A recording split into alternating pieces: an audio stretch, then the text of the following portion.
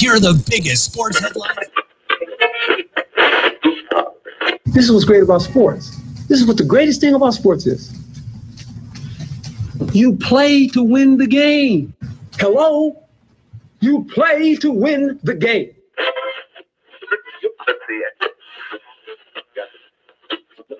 Winning isn't everything, but it's the only thing. In our business, there is no second place. Either you're first or you're last.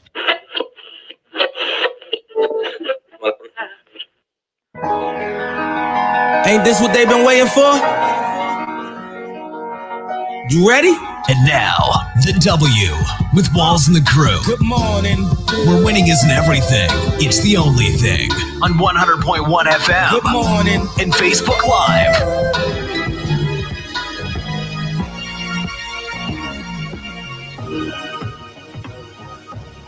Good morning. Another Saturday morning with your guys at the W Show.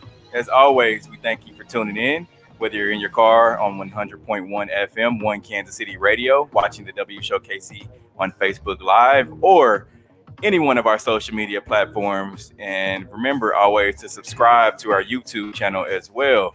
Coming up on today's show, Chiefs quarterback Patrick Mahomes is now part owner of the Kansas City Royals. We'll also discuss some happenings right across the street from the Kauffman Stadium at One Arrowhead Drive. We'll hear from the latest from Kansas City Chiefs player Damian Williams on why he chose to opt out of the 2020 NFL season. We're also going to find out exactly why Lou Williams went to Magic City to buy some wings, he said. Also, Brooklyn Nets Kyrie Irving commits $1.5 million to help pay WNBA players who opted out. And we'll also have our sneakers of the week. Like I said earlier, we appreciate you for joining in with us this morning. I am Steve Walls. Just like each and every week, I'm joined by the other two hosts of the show, my guys, DJ Q and No. What's going on, guys? What up? What up? How was you guys' week? Fighting off something in my body. Uh-oh. It's something. It's that summer cold. That's all it is. Yeah, you got a little. Look, right. Let's hope. Exactly, man. You have my allergies were killing me earlier this week, man. Yeah, same. But that kind of switched gears on me. Yeah. So no, you. I saw you were doing a little bit of workouts this week, man. What's going on with that? So I got I have a trainer. I guess he goes by trade. He's technically a trainer, but he's a doctor that I go to. I do a lot of exercises with to like help my body out. Like obviously being an athlete for so long, I've got a lot of aches and pains and bruises, and he's helping me work on my lower back and hips.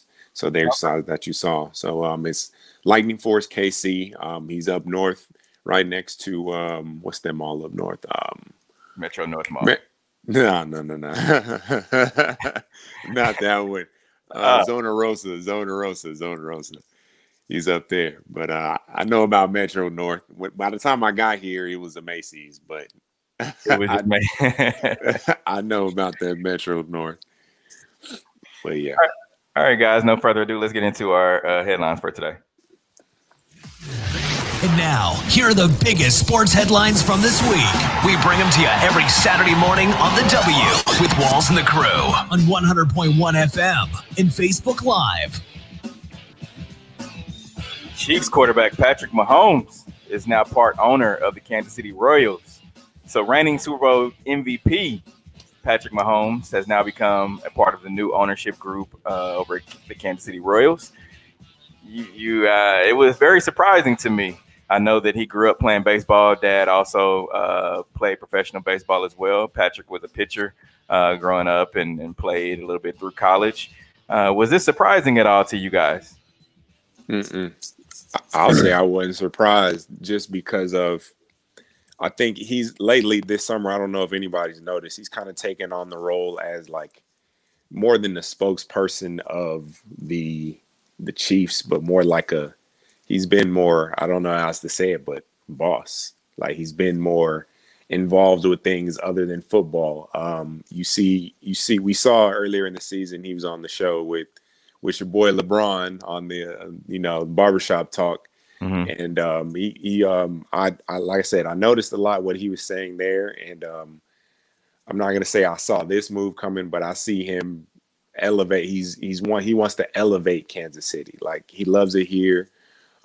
This is just another move for him to show that, hey, I'm committed all the way in, guys. Barbershop talk, looking in, just trying to be a beacon of light for the city that, from what I've heard, hasn't really had a lot football wise, I guess. But I also think this move is going to bring a basketball team to here. I'll say that. And I mean, I've been saying it for a couple years now, but I really, really think this is the first step in him bringing a basketball team here. I feel like LeBron is in his ear. I feel like he's talking to him. I think he's coaching him on the low, if I'm being completely honest. But that's just my take on that. But I think it's huge, though. So the Royals announced his partnership on Tuesday, noting that Patrick spent a lot of time in the clubhouse as a kid. Patrick, on the move, said, "I love this city and the people of this great town. The opportunity allows me to deepen my roots in this community, which is something I'm excited to do." Q, you played baseball growing up as well. Did you see this coming? With his background in baseball, I mean, I can't say that I saw it coming, but I wasn't surprised when I heard about it. Even just looking at his story with it, traveling with his dad over the summers, when his dad played for, I think it was the Twins, and then spending time here. The Twins play the not the Chiefs, play the Royals a lot. And it's not a move. I would say it's not a move that I expected, but I'm just not surprised by it. And it would seem as if, he's planted into the city. He's 10 toes down. I mean, waist deep, whatever you want to call it. But he's very committed to the city. As far as what we've seen. And I mean, just even the latest contract just tells you that. So it's a lot that they're setting him up for to make history. I mean, he's done a lot so far. So I think it just sets the tone for his career. You look at a guy like this. He's very forward thinking when it comes to business, but then also his play, really backs it up. It backs it up from a sense that, he can do almost whatever he wants on the field. And he's showing you he can do it off the field as well. So, yeah. And just looking at the group that purchased the Royals from the late David Glass for $1 billion last fall, it's led by businessman John Sherman. And it includes a group of 20 investors with local ties, including entertainer Eric Stonestreet. So to me, now we haven't really heard of exactly how much Patrick actually owns, because we all know shares from a NFL, NBA, or MLB team, you can't just go purchase them, like it would be a stock or something like that, So people are estimating that it's only 1%, which would have cost them around $10 million. And I've been saying it, and once to let you in, you got to stay in. Yeah, yeah, and he'll be there. I mean, the Royals organization is an organization that can use some different ideas, and him being a minority owner, a minority stake owner in the franchise. You would hope that he would have some sort of influence, almost like Drake has over the Raptors. Yeah. And he came in and really helped change a lot marketing wise. And so you would hope that, Pat can do that as well. He could have some sort of say in the marketing. I would like to see some sort of new logo change. I would like to see some, with the Royals. Yeah. Yeah. I mean, I think it's time, just like it's been time for the Chiefs to change. It's time for the Royals to change.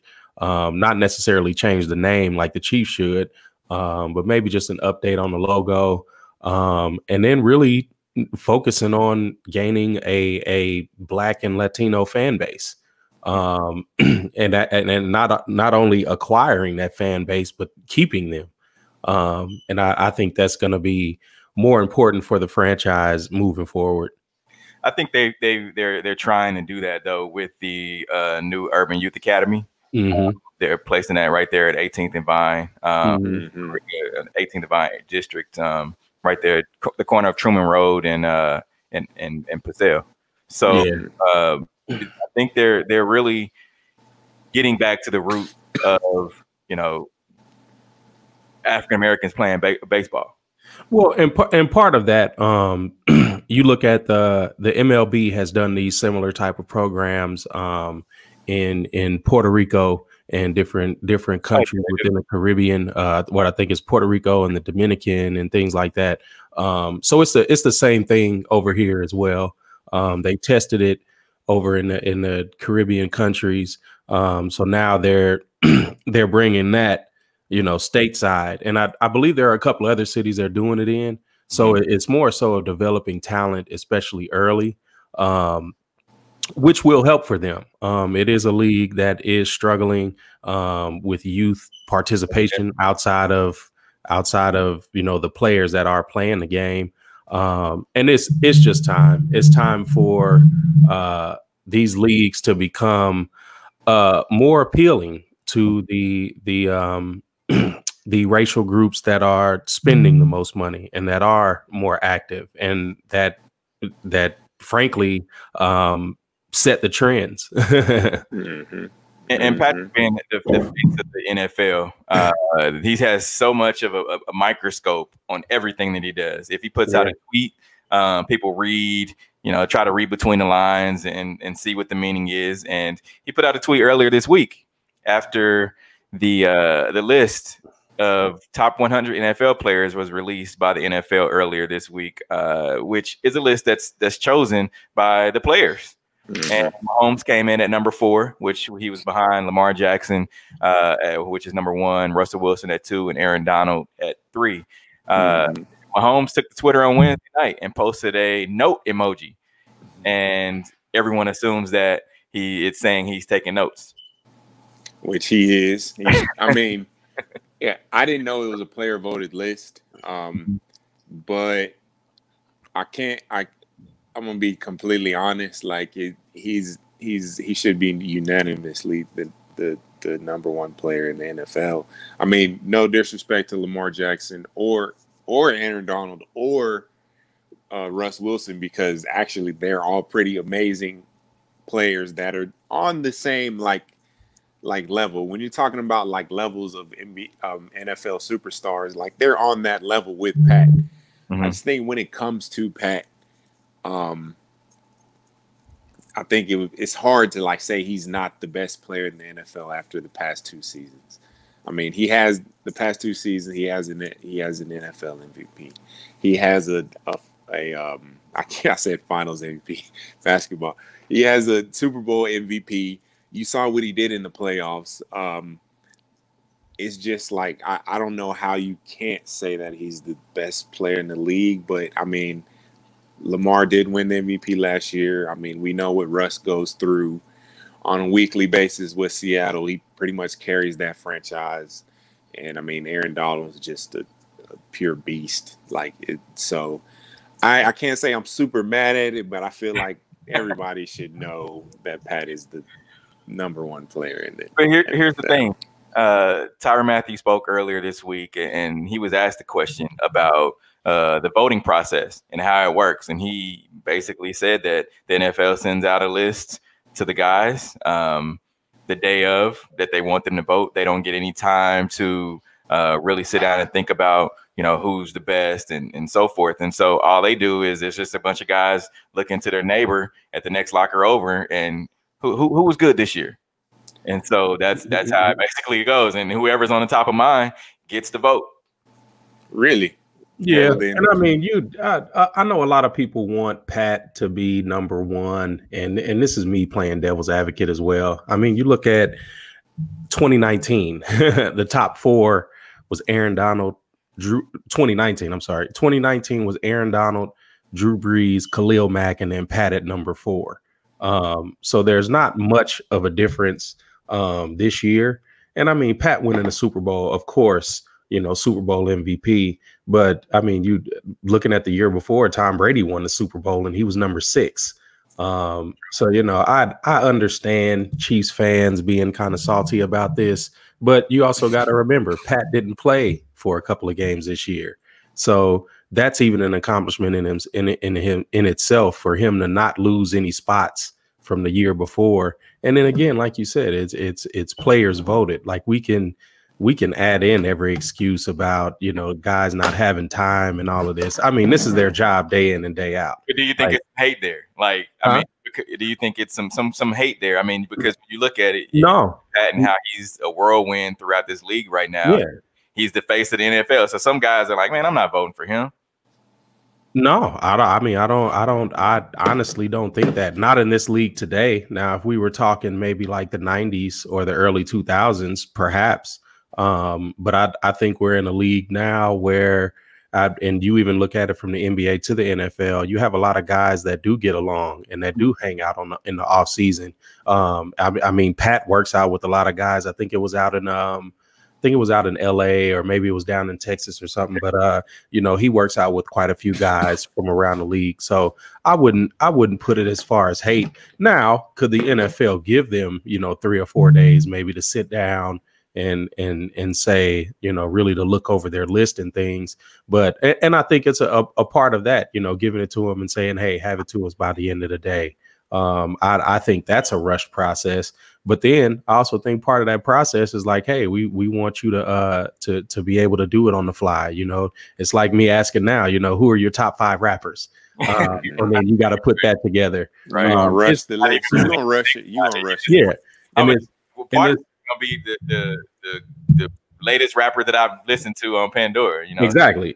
So you look at it like that, but I think for Pat, I don't think any players are really too messed up about it. It doesn't add to your contract. It doesn't subtract from your contract if you're not top 10. I think it's just for fun and just for conversation, and I think they understand that. That's why he just put out an emoji. Like, hey, I'm gonna just put out an emoji. He probably got word and he was just like, how should I react? All right, emoji. And then that's it. There's nothing else to be said. So he's not bent up about it at all. Yeah. And I think for Pat, he's one of those players that he's not gonna talk your head off, and he's not gonna tell you what he's capable of. He's just gonna show you. And that's the point that we're at now in his career. Like he has to show that, he's earned the spot of being in the top 5. And I think he's up for the challenge. I mean, he has enough weapons this year coming up if the season happens. But I don't think he's worried about it in the least bit. Now, one of his teammates, Damian Williams, has opted out of the 2020-2021 NFL season. As the NFL has allowed players due to the coronavirus with the new CBA, the changes to the CBA for this upcoming season, to opt out if they feel that they need to. So Williams was a starter, of course, in this 2019 Super Bowl Live down in Miami, and he made his case to be, to me, the MVP of that game. Arguably, he had 104 yards and scored the game's final 2 touchdowns. So he opted out this season. Let's listen to why Damian wants to opt out. For me, it was, just kind of cut, straight, simple, right to it. I'm dealing with a family matter. My mom was just diagnosed with cancer. So, and it's stage 4. So, yeah, there was no other. That was my decision, with everything that's going on. And, she was, the only one there for me, I never had the opportunity, to have my dad there. So, my mom is, my rock, my everything. So, during a hard time like this, I think, I should be next to her every step. Well, that is great to hear, Damian. And I'm sorry to hear that, number one. And obviously, you'll be her rock as well. And as it relates to football, I mean, for you, football becomes on the back burner. There's no doubt about that, and what you're dealing with your mother. And maybe just touch on that, because it doesn't sound like it was that hard of a decision for you, because you seem to be emerging peace with the Kansas City Chiefs. No, yeah, most definitely. It was hard, I sat down, talked to everybody in, in my circle, family and everybody close to me. And, my mom, she just was like, whatever decision, I'm behind you. Like, at the end of the day, it's hard, football is my life, especially coming off, a championship and wanting to do a repeat, which, I know they're going to handle that. But at the end of the day, it's just something personal, I had to handle. How was Coach with that? I'm sure he was very compassionate about it. Andy's a wonderful human being. Oh, no, yeah, most definitely. I only really got to speak to Brett Veach about it. And, but like I say, everything just was so sudden. This really just happened. And I'm on the phone with you guys right now, so. And that interview comes to us from Sirius XM NFL Radio. So Damian Williams went on there to explain, why he decided to opt out. And I really think he doesn't owe anyone any explanation. I mean, when you look at it, if a person says it's about his family, you got to respect it. Yeah, and then, I mean, that's the media. They do their job. Really trying to get to the meat of a story, and company like that on Sirius XM, they I won't say they're struggling for viewership, but they have to get exclusives like that, and they have to talk about it. Because he doesn't to the Kansas City media at all. Yeah, and that might be who he's comfortable with speaking to. But then also, like we saw at Radio Row, there might have been some funds passed in between that, so you never know in that, but. But for him, I commend him for doing that. It shows that he's a human, just like everyone else. A lot of fans do look at these professional athletes as otherworldly or gods or machines, however they look at them. But, seeing them on TV and then looking at the amount of money that they make, a lot of people forget that they're human and forget that they have emotions and family. And so that's big for him, and that's a big statement for him and a lot of the other players that are sitting out. I mean, we heard Russell Wilson a couple of weeks ago say he wasn't comfortable with not knowing the guidelines and the safety precautions that the league was going to take just in training camp. Mm-hmm. So now you look at baseball on the verge of being shut down in the next 48 hours. So it's there's going to be a lot going on. Really within the next month. You look at baseball, basketball. Basketball is doing well in the bubble, but then football as well. Football and baseball, how they are going to handle this pandemic is really going to tell a lot about the leagues and then also the players, because I think this pandemic is really going to cause some problems between these players associations and the league, their respective leagues. And you spoke about baseball and the Miami Marlins. So the Marlins, as we all know, have been basically quarantined as a whole team. Their games have been postponed, and we now are just now learning that a few of the Miami Marlins players reportedly went out in Atlanta before the team's COVID-19 outbreak. So the Phillies 2020 season was put on hold by Major League Baseball on Tuesday after at least 17 Marlins players tested positive for COVID-19 between opening day and Tuesday. So you really don't know. And now that you see, I believe it was yesterday or Thursday, that the St. Louis Cardinals, now they have an outbreak. And I stated this I posted this on Twitter that the Royals had just played the Cardinals 8 days ago. So, and I think it's a 14-day window, but from contact that you can, the 2 weeks, 2 weeks. So you never know. I hope it doesn't come to pass, but I mean, this thing, it's like a never-ending circle.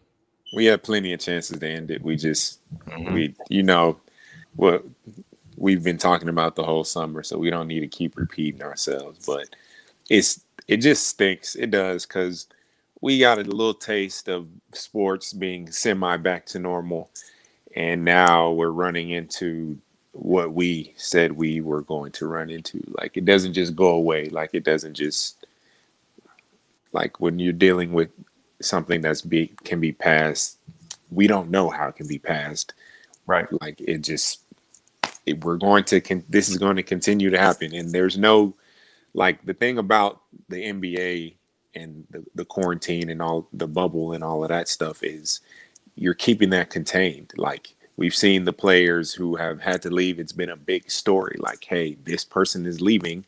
Like, they're leaving for undisclosed reason, but they are leaving. And when they come back, they are quarantined for this amount of time.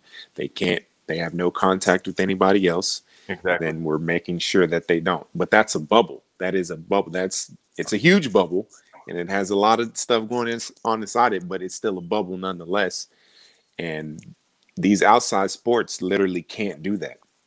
Like, you can't gather 32 football teams into, and this is a condensed version because some teams were excluded because they didn't have enough wins.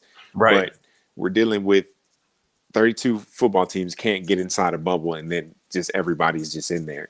Yeah, that can't happen. Baseball can't happen. Like, I don't know. Hockey, I feel like is going right now. I feel like they haven't really been much in the news about it, but that's not a bubble. Like, you can't be in a bubble if you're playing hockey. So, like, I think the leagues need to re-examine what the NBA exactly is doing, because it's just not, what they're doing is just not working. It's not feasible. And the NBA is definitely, I think, the model for what all teams need to do.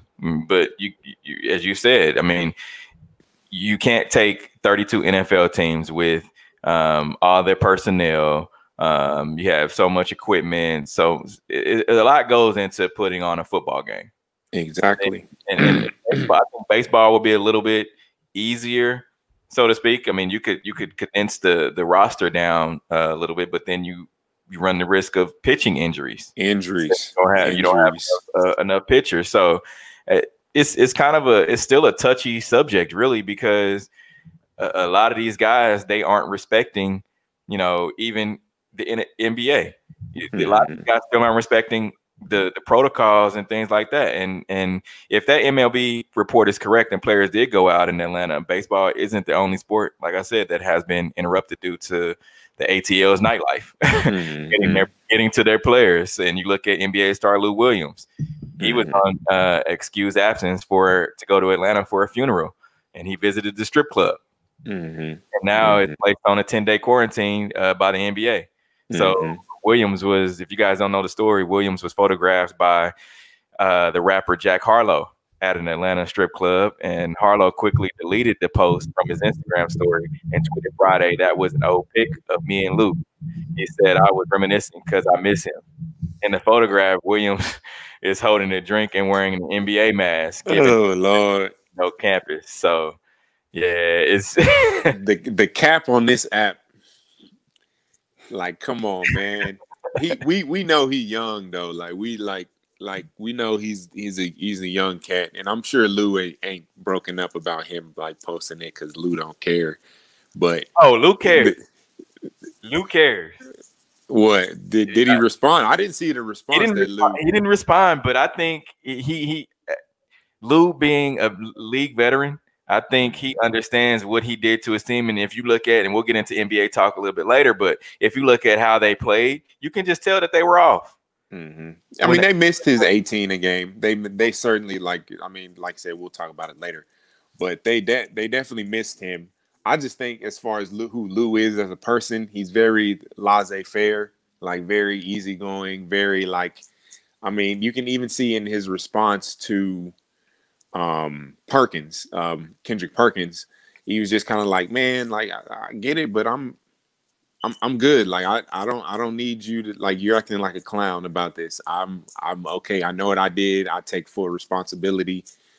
And I think that's kind of the route he's taking, rather than panic and be mad at people for something that he did. I just think he's exactly. But the thing about it too is that it's selfishness.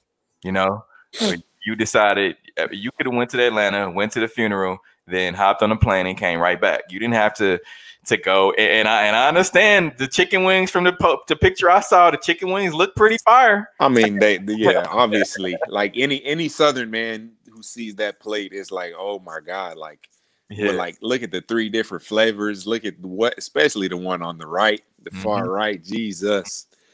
But yeah, we. I mean, Lou. I think Lou gets it. He knows he messed up a little bit.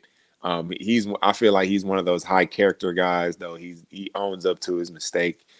It's just tough, man. I ain't gonna say it was selfish, but it's like, man, very selfish. Even though it's on the menu. What is it? The Lou Will lemon pepper barbecue wings. Yeah. I mean, hey, you guys would make a stop for those. You know how I like lemon pepper Q. With the crinkle cut fries, and you see them sauce. Oh man, yeah, you know that went crazy. But the thing about us is, if we find something that's good, we're gonna go back 2 and 3 times, as we did in Miami when we went to, what was the name of that? The macaroni and cheese place, House of Mac. House of Mac. There was 3 times. Hey, House of Mac went crazy. I bought some of their sauce. Really? Yeah. I bought some of their sauce. Which one did you buy? The table, the stuff that was on the table, or the hidden sauce. Yeah. Oh, You're in Miami, visit House of Mac. Yeah, it went crazy. Plenty of locations for you to go to now. Plenty. Yeah. Yeah. So Lou Williams, man, you just have to be smarter. And then for Jack Harlow to try to say, "Hey, it was an old picture of me and Lou." Well, hey, Jack, that's an NBA quarantine bubble mask. I mean, maybe I don't know if he was joking or whatever, but come on, man, like, you just making it worse. Yeah. All right, coming up, man, we're gonna have our Hater or Love It segment with our sneakers of the week, and J. Cole did something pretty cool, man. We'll be right back. The W. You're tuned in to the W with Walls and the Crew, where winning isn't everything; it's the only thing. On 100.1 FM and Facebook Live. Get down.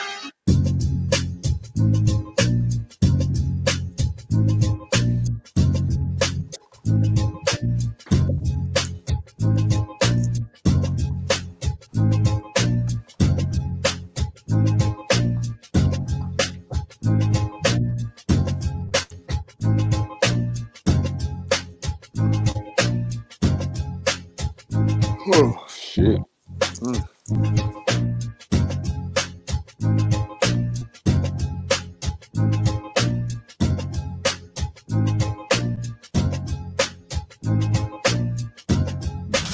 You're tuned in to the W with Walls and the Crew, where winning isn't everything; it's the only thing. On 100.1 FM and Facebook Live. Back in on the W, 100.1 FM, 1 Kansas City Radio. Remember, if you're watching us on any of our social media feeds, you can hashtag talk about it. If you want us to talk about a certain topic, we will definitely talk about it. You can tweet us, message us, let us know your topic if you want us to talk about it. Could be anything.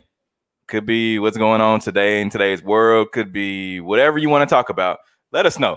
Hashtag talk about it. All right, guys, let's get into our Hater or Love It segment.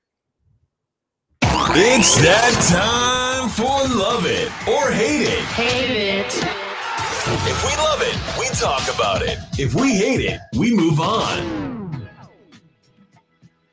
All right, our sneakers of the week. These are pretty cool. If you're into Nike, these are pretty dope, man. The Air Max 1 anniversary. So you have the evergreen on the bottom and the magma orange up top. You guys thoughts on those? No, not a fan. Those are classics, man. Yeah, I don't like the colors. But classic shoe, but the colors for me don't do it. Okay. If you're a Denver Broncos fan or a Philadelphia Eagles fan as yourself, yeah, there's far better green and gray shoes with the Eagles. Far better. All right, the Nike KD EYBLs. These are the AAU, the shoes that Nike gives to the EYBL teams. KD, his special signature edition shoe for those AAU teams. You guys' thoughts on these? Decent. I've never really been a fan of the KDs, so I'm not the person to ask about KDs. What do you think? No, I like them. I like them for sure. I would definitely. The thing about KD is he's improved on his design these past couple of years, so they've been pretty comfortable here lately. He started out kind of rough, but yeah, no, they're pretty good shoes. I'm sure they're very comfortable. All right, bottom left, Off-White had did a collab with Nike Rubber Dunk University Gold. These are interesting. I need to look at these a little bit more. Interesting, meaning they can go in the trash. Like they had a very solid release last week, and now this week they give us this an Off-White, and I'm just no. This whole list isn't doing it for me. But we said this year has been kind of off as far as releases. All right, last but not least, Jason Tatum, Air Jordan 34. Welcome to the Zoo Player Editions. Man, throw these in the trash or leave them at the zoo. Really? You like these, Steve? Yeah. What would you? All right, Steve. What would you wear these with? You could throw on just anything black. You could have on all black and just let the shoes speak for themselves. Yeah. Okay. I'm thinking more along the lines if I'm hooping, like so. This is what I'm looking at hooping wise. I can see myself wearing these, pulling them off the court. I'm gonna have to. It can't be any jeans or it can't be any like real fit. I'd have to be like chilling, maybe with some some shorts, some Nike shorts on. No, I can't wear shorts. They have to be with some joggers. It was some joggers. Yeah. Yeah. These are like they're like yard work shoes. Wow. Yard work shoes. And we didn't have these on the actual speakers of the week, but I like these, man. These are the RS J. Cole, his signature shoes. J. Cole, he went to Foot Locker yesterday on the release date of his shoes and bought everyone in Foot Locker a pair of these shoes. And it was a young lady there that had already purchased. She was in line. J. Cole got to the store and she had already purchased her shoes. And he said, because she went up to him and asked for him to sign the shoe. And so J. Cole said, how about I do this? Why don't I buy you another pair so that you're able to wear those and you're able to keep these with the signature on them? Yeah. That's because J. Cole is like, he's the epitome of like what a rapper should be to me. Like, so you have fans, right? And you want those fans to continue to support you. Why not do dope stuff like this when you put out dope stuff? Like he collabed with Puma to put these shoes out, but he's like, hey, you know what? I'm a man of the people. I like, I'm gonna go out, I'm gonna buy these shoes for whatever Foot Locker I go to. And then I'm gonna, like, when this girl comes up to me, I'm gonna sign them. I'm gonna get you another pair, but I'm gonna sign them the ones you already have. Like, that's just, I feel like if you want people to like you as a person, you just do stuff. You just do dope stuff like this. And this is just another thing that J. Cole does that people like him so much for. And I will be copying these, by the way. So. Q, you feeling these? They're decent. I kind of like these. But Cole is just a man of the people. He's a stand-up guy, and I mean, you hear it in his music and see it through his actions. I mean, not only does he show up to protests and also help fund those things, he's buying people sneakers. He does a lot for the people and for the community. And it's just hats off to him. And he can actually hoop too. Like, yeah. People, there's a lot of people always say, rappers want to be ballers, and ballers want to be rappers. Yeah, so he's one of those guys that I think could do both. He was at St. John's. He said he was a couple steps away from being on the St. John's basketball team. I don't know if y'all have ever like really looked into his story, but he put out he put out an article here recently that I think is a good read. I'll throw it in the thread. But yeah. Yeah, and he had a pretty good commercial for this too. Yeah, it was really dope. Kyrie Irving, Brooklyn Nets star, commits $1.5 million to help pay WNBA players who opted out. So Kyrie Irving is committing that $1.5 million to supplement the income of players who choose not to play this season, whether because of coronavirus concerns or social justice concerns. Hate it or love it. Got to love it. Got to love everything about it. It's Definitely. Kyrie, definitely what he went through. What I would say was it was earlier this year when everybody was discussing, the NBA coming back and what they were going to do. He was the voice that was kind of saying, "Hey, man, let's re-examine this," and he took some flack for it. He took a whole lot of flack from colleagues and former colleagues alike. And I think it says a lot to his character that maybe we didn't know, that he didn't really respond to that, and he just kept going and kept supporting you, speaking up for what he believed in. And this is one of those things. He supports the WNBA a whole lot. He goes to games. He's been seen, with players. So I just think this speaks to like a part of Kyrie that maybe we didn't know before. Like maybe we didn't know that he was serious about his activism. And this is just another layer of that. So big ups to Kyrie. And those go ahead, Q. No, I'll say I love it because it sets a standard. It sets a standard for guys that have these huge contracts that show the solidarity between the NBA and the WNBA.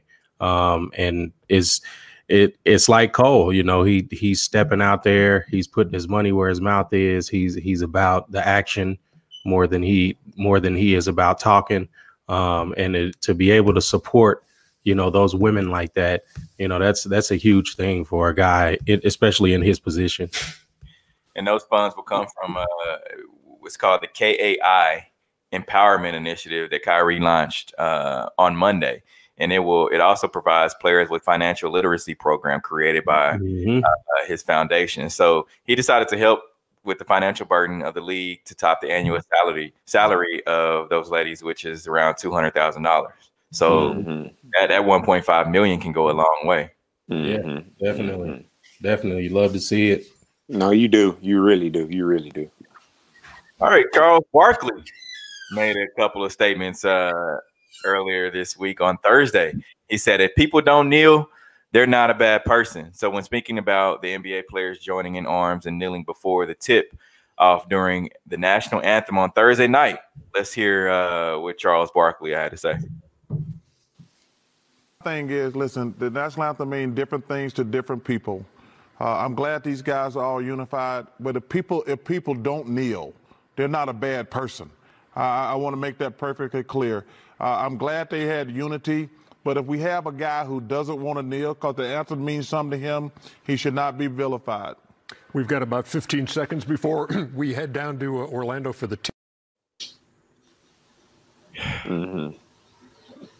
This one is interesting, man, because it's when you're kneeling, you're kneeling for a cause, correct? Now, I think Charles is trying to play both sides of the fence. Definitely. We've seen it before. He's trying to appeal to black people and white people. Just put it point blank. And I mean, when you look at what he's saying, he said, let's just look at what he said. Charles Barkley said, if people don't kneel, they're not a bad person. They shouldn't be vilified. Yes, they should be talked about. We're not saying that they're bad people, but they should be talked about. Hey, why aren't you kneeling? What let us know. Why aren't you kneeling? We're not saying you're a bad person, but tell us why. Explain, because this is something that has been going on for about 4 years. I'll say since Kaepernick took that first knee, since he decided, all right, this is what I'm going to do to not show disrespect to the veterans, but I need my cause to be heard, has been the knee. And it's been a controversial subject for 4 years. People have tried to conflate issues on what it actually means, but we know exactly what it is for, even with the George Floyd, what just happened with him, how he actually died. It just comes right back down to having a knee. And so we even look, we just had a player yesterday for the Orlando Magic, Jonathan Isaac, stand up and not wear the shirt for with the Black Lives Matter shirt. And we just asked him. We asked him, why didn't you kneel? Why didn't you put on the shirt? Like, what was your reason? Like I said, we're not saying you're a bad person. You are a Black person. You are an NBA player. So we feel like it's a given that you know that what's going on. So we just want an explanation. And frankly, I didn't like his explanation. I just come out and say it. I don't know if we had that on the, next on the header level. I know it just happened last night, but I'm really tired of having to have this discussion about like what the knee means and you shouldn't be vilified. Well, if that's the case, you just know you'll have to explain what you mean afterwards. And there's a lot of people who are very passionate about this. They're going to be cutting the side eye at you if you can't come up with a great explanation. I mean, if we're talking about Jonathan Isaac, I mean, it's clear as day. Last year he did something about When They See Us, the Netflix series on Central Park 5, and his tweet basically echoed that the documentary left out a lot of things to make them appear innocent. And so for a group that was vilified, and especially by the current president, but then he also follows a ton of white supremacists on Twitter. So his explanation is basically him saying whistle. It's basically his long version of saying all lives matter. And for a guy like that, it's disappointing. But sometimes people like that, you got to let them sit where they are. And even San Francisco Giants pitcher Sam Coonrod, he said in his statement the reason why he stood and didn't kneel is because I am a Christian, so I just believe that I can't kneel before anything besides God. Right. Yeah, but go and read Klay Thompson's response on Twitter. If you're watching this, go read Klay Thompson's response because it's classic. No, it's a classic response, but for this guy, for the Giants, and then for Jonathan Isaacs, for them to even try to insert religion into this, if they actually knew the story of Jesus, then they would understand how they're grossly wrong, and how whatever cop out that they're trying to hide behind, like. It's really just them trying to hide behind their white supremacist views. And it's sad to see that grown men can't just speak their mind instead of, trying to pull out these word salads and play all of these mental gymnastics just to say, that they prefer all lives matter over Black Lives Matter. Exactly. I know we've talked about this for like three or 4 minutes, but it's also mind blowing to think that somebody who looks like Jonathan Isaac can actually like even have an inkling of maybe that this side is right. Maybe the side that gaslights people of color all the time, that says whataboutism is a huge part of their arguments. For him to even think of making these statements it's amazing to me. It's amazing to me because you're in a league that's 85% African American. You see guys like LeBron, you see guys like Kevin Durant, Kyrie Irving, you see guys with very strong views on what America actually is. And you've seen it. Jonathan Isaac has been in the league 3 or 4 years now. He's not a rookie. It blows my mind, honestly. But yeah, like you said, just leave them where they stand. Hey, All right, Chargers Keenan Allen. He calls out Mike Evans, Tyreek Hill, and Chris Goodwin.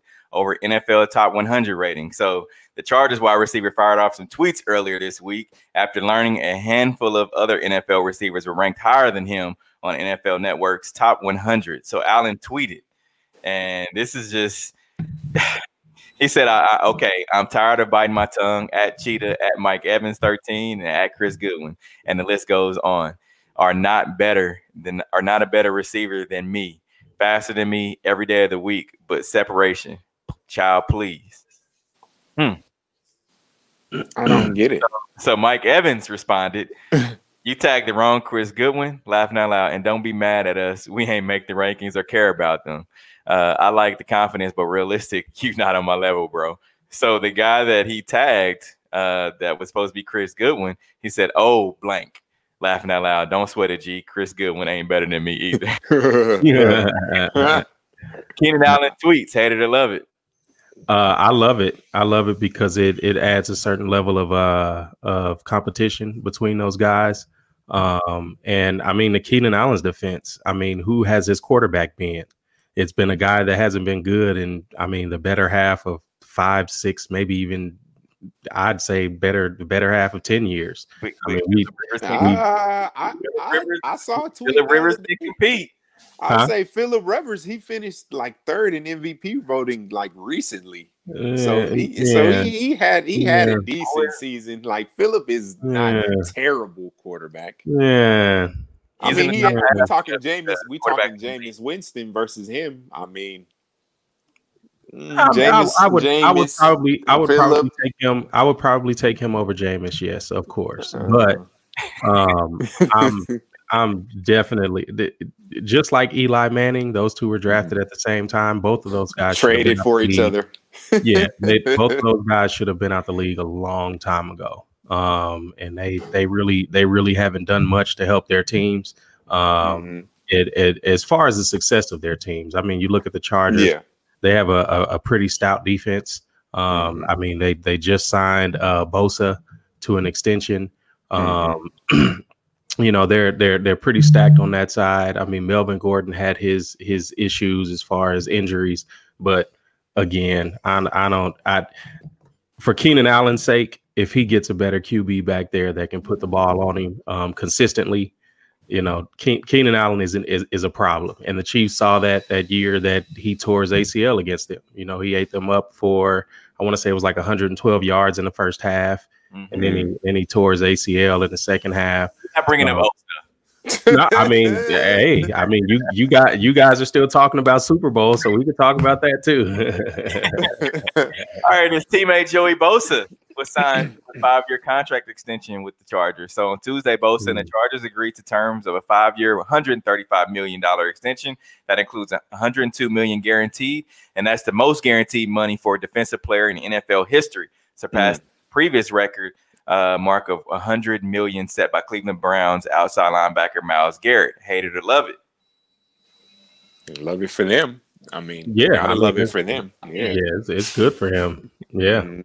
Chiefs fan over there don't like it, but you know. Yeah, he hates it. Yeah, whatever. Y'all gonna beat them anyway. I thought it don't matter who they sign, huh? Doesn't matter. All right, so Ravens QB Lamar Jackson said he's still hoping Ravens add wide receiver Antonio Brown. So Antonio Brown said he was retiring earlier this month or last month, and then reacted to such statement earlier this week and said, so Jackson told reporters on Wednesday it was nice throwing to Antonio Brown this offseason.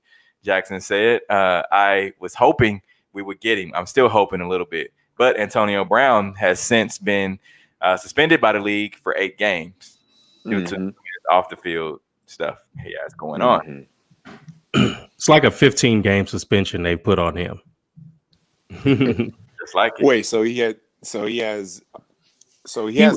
he wasn't suspended, but they blocked him pretty much for all of last season. Yeah, and the league did that, and that, you know, for him not to be signed to a team, and for them to be blocking him from the league, you know, that's essentially a suspension. So now they're adding 8 games onto that. You know, they're being very heavy-handed on him. Oh, of course. And it's his own fault. Yeah. And for I'll just say this: when it came to Richie Incognito getting suspended for similar conduct, I want to say he only had like 4 or 5 games. So to look at a guy like this, there is some discrepancy within the punishment, and the punishment doesn't fit the crime at all. So, all right. So, as we talked about it earlier this week, or actually last week, Mike Tyson and Roy Jones, they'll have their exhibition match on September 12th. It'll be shown on pay-per-view and have a price tag of $49.99. Hate it or love it. You said it'll have a price tag of $49? $49.99 to watch this fight. People are going to pay it for nostalgia's sake. You look at these two guys. You want to see these two guys go head to head. You wouldn't think that Roy is big enough to face this guy, but I mean, both of them will have on headgear. It'll be an exhibition fight. I would pay to see it. I'd say that, but I'm probably not gonna pay. So you can still get a bloody nose with headgear on. No, definitely. I mean, but they understand that. They're boxers. They've been boxing their whole lives. All right, so Eagles honor the late Kobe Bryant with the mural and Kobe's 10 rules to the NovaCare complex wall. So Kobe, of course, is a huge Philadelphia Eagles fan. As there you go, 5. And so they added his mural to inside of their practice facility with Kobe's rules, and you see Kobe there with the Eagles jersey on, and here's his 10 rules. So I think that's pretty dope. Hate it or love it, Q. I mean, I love it. You know me, I've never been the biggest Kobe fan, but in light of of not only his career and current events, but he's been a pretty good guy as far as like mentoring guys. But then having these mantras like this, having mantras that that are uplifting and that are motivating, and you love to see the Eagles, putting that up there. Just as it's a small gesture, but in the same time, it's definitely very big. But with the number 8 Eagles football jersey, that's dope. Yeah, I mean that's his number. He can't wear 5. I mean, 5 is a very iconic number, and I mean you know that playing with a very infamous number 5 before. So LeBron James says that he won't turn off his phone during NBA restart. So James usually imposes a social media blackout for the playoffs, but he will not be turning off his phone during this year's NBA playoffs that are happening down in Orlando. James not turning off his phone. Hate it or love it. I mean, I love it. Why would he have to turn off his phone? I understand, people thinking, that phone being off is going to help you focus more. But no, I mean, he let him have his phone. I mean, he deserves off time. I have a hard time believing that LeBron turned his phone completely off during the season. He said, and the reason why he said he's going to keep it on is because he wants to be able to contact his mom and his wife and kids every day because of the coronavirus pandemic. But we're talking 0 or 30. Yeah, I don't think he turned his phone off for the whole time during the playoffs. I mean, he may not get social media, but he's going to contact your wife and kids while you're in LA. Yeah, but I mean, if you live with them, you're gonna see them right after practice. There's no, and he's got assistants. He's got all of these people around him with cell phones. He doesn't need his cell phone, but he doesn't need one a day in his life. A day in his life. LeBron has to say 2 words, and 100 people will move. He don't need a cell phone. Ever again, actually. So. All right, we appreciate everybody that joined in on our show today. We appreciate everybody that listens on 100.1 FM. And also our Facebook Live and all of our social media. Remember, like us on social media at the W Show KC. We appreciate it. I can't stress that enough. Again, until next week, We are out. Peace. Are you not entertained? Are you not entertained? Is this not why you are here?